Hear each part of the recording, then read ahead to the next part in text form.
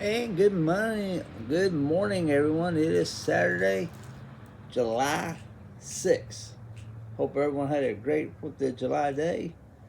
I'm enjoying the weekend. Actually, I'm in the process of smoking a brisket.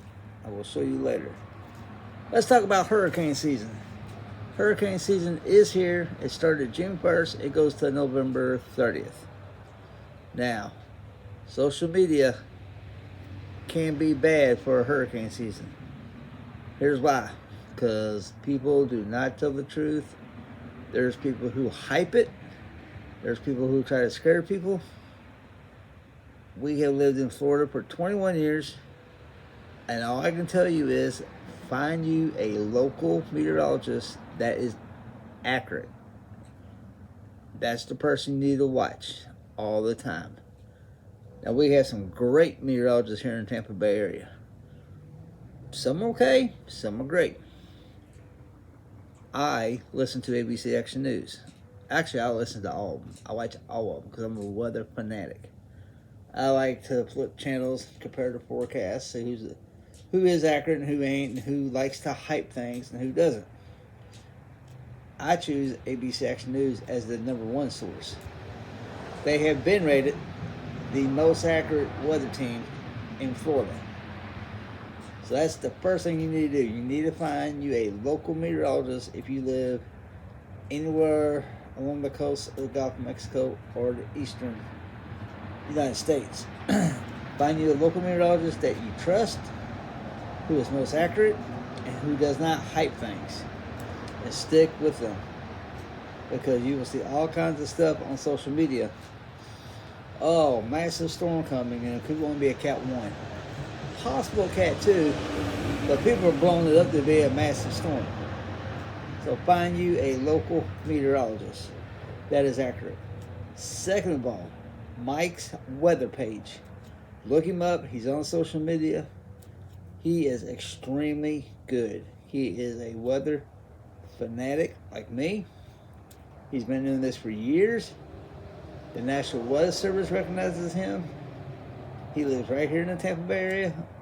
But if there's a storm like the current one we have going on, heading towards Texas, he is all over it. He will go through every computer model, talk about things, best case scenario, the actual forecast, worst case scenario. He's very intelligent. He knows what he's talking about. Some people, his haters, say he hypes things. He don't hype things. He may tell you, if that storm stalls over some warm water, it could explode. Just go to this page.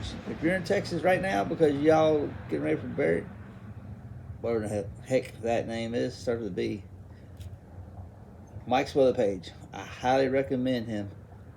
The National Weather Service, the Hurricane Center, all use him also. So he does chase hurricanes. Go to him. He does a Facebook Live. I think in the mornings he does at least 2, sometimes 3 updates every day when there's a hurricane coming. It's not just hurricanes. If you live in St. Louis and you're getting a massive flood, he's covering it. He'll talk about it.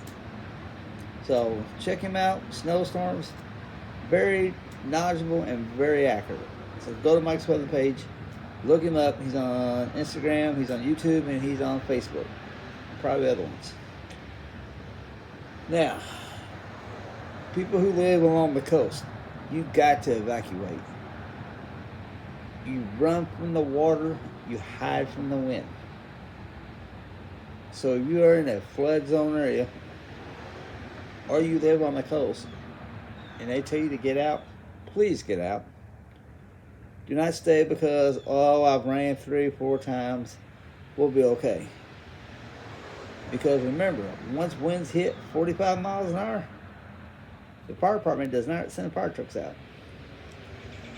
Once the storm's onset and you're in the middle of that tropical storm or hurricane, you didn't leave, they're not coming to get you. Leave. We had a friend who always stayed on the beach. She was 8 blocks from the water. The last time she leave, she said she'll leave. If you have pets, Make arrangements today, right now. Hey, if I have to evacuate, can you do this?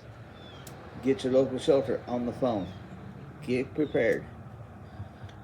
Don't stay. I'm telling you, it ain't worth it. I see it every year. A storm's coming for Tampa Bay. They evacuation orders. The storm turns and goes south. The storm stays further out in the ocean and goes north. People say they're not leaving.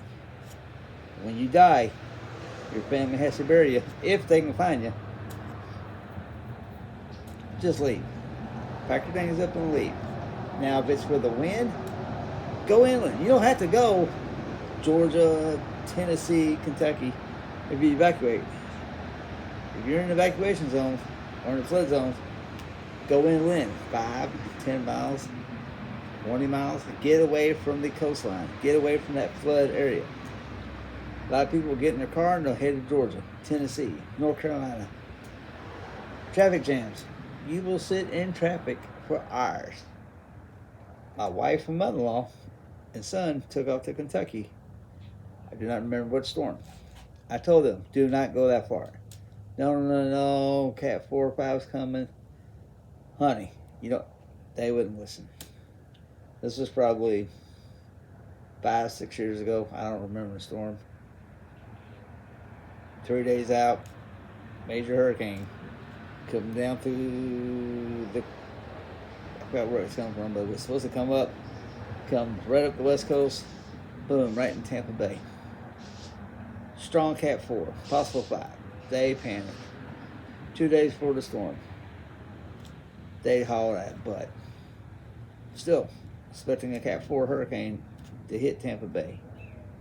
The day before, Cat 4 hurricane still forecasted. Now, I didn't stay because I was driving a tow truck at the time and moving heavy equipment. I stayed, 1, to watch the house. We're not in the flood zone. 2, just to have peace of mind the house would be safe.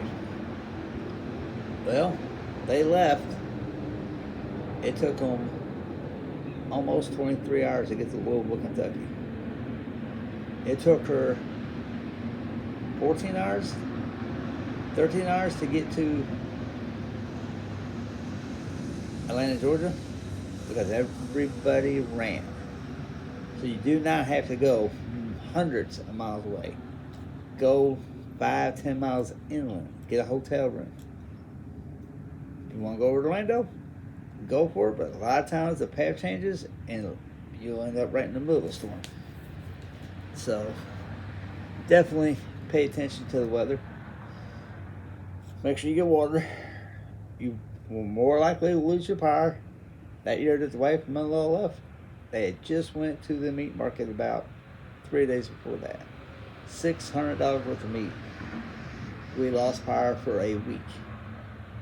And let me tell you, when you get up at 3 o'clock in the morning and go to work, and it is 93 degrees inside the house, when you come home in the afternoon and evening, it is 100.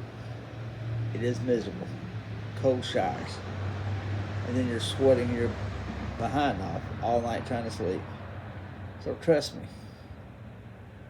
Get plenty of water. Get plenty of canned food or food that you can eat. If you have a fire pit grill, make sure you have enough fluid for that.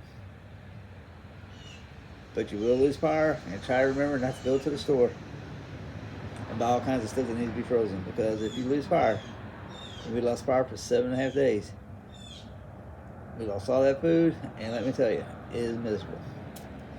Get your generator. Actually, I have a generator underneath me that will be strong enough to run the TV, a refrigerator, and a fan. And it's sitting down there. Don't ask what kind it is, because I forgot to look. Get your generator if you can. If you can afford one, get you one of the ones that hook to your house. That way it'll kick on and it will keep everything running. You will probably lose the internet. That does not. If you lose power, you're going to lose everything. You can lose the internet and still have power. Make sure your phones are charged. Keep your phones charged. get in the car for an hour or two and charge that phone, and don't be on it constantly. Because if you lose power, then you have to go run your car. And then if the gas stations don't have gas because they're out of power, or they can't get fuel to you, you're in trouble. Keep that in mind. Knock on wood, we've been lucky here in Tampa Bay the last 21 years. We have not taken a direct hit. We've been skirted. They've gone south. They've gone right up the coast, 80 miles off the coast. Caused a lot of flooding. So they tell you you ain't gonna take a direct hit, but you're gonna have 2 to 4 foot storm surge or higher because of the position. Get out if they tell you to get out. That's all I can tell you. Make sure you have food. Make sure you have water. If you can afford it, get you a generator. It don't have to be a big one to run the whole house. It can be a small one to run the refrigerator and the fan and charge your cell phones. Buy portable chargers. Keep them charged. Stay up to date with the weather forecast. The Hurricane Center puts out a new track 5 a.m., 11 a.m., 5 p.m., and 11 p.m. Check back constantly. It may not change for 2 days. Then all of a sudden it'll bump this way. Or it'll bump this way. Or it'll stay the same. And then all of a sudden you'll see a 15-mile tick either way. And you're like, oh, I should have left. And remember, a hurricane, if they're huge, they will cover a wide area. Most of the time, the hurricane force winds are around that eye. That eye could be 15, 20, 30 miles wide. So if it's a 145 mile an hour hurricane, wherever that right side of the eye wall is, that's where you're going to have the most wind. Once you get 15, 20 miles outside of that eye wall, you're going to have west wind. So wherever that eye goes, where you're going to have the most damaging winds. Now you might be 60 miles away from the wind or the eye. You're not getting the 145 miles an hour, but you're getting the 120, 130 mile an hour wind. Keep that in mind. Find you a local meteorologist that's accurate. Stick with them. Please look up Mike's weather page.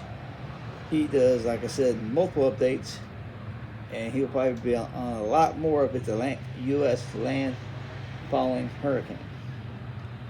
So that's all I have for today. It is hurricane season. Everyone be safe, be smart. They tell you to get out, get out. Remember, evacuation. You don't have to run hundreds of miles away. Get inland, 10 miles, 15 miles, friend's house, relative's house, hotel. But remember, there will be thousands of people doing the same thing you are. Get out as soon as they order it. That way you are not caught in a traffic jam. And make sure you have fuel. As always, keep doing like what you're doing. If you don't, change it. If you own your own business, keep growing it, keep making money. Until the next video, have a great and safe rest of your 4th of July weekend. Thank you.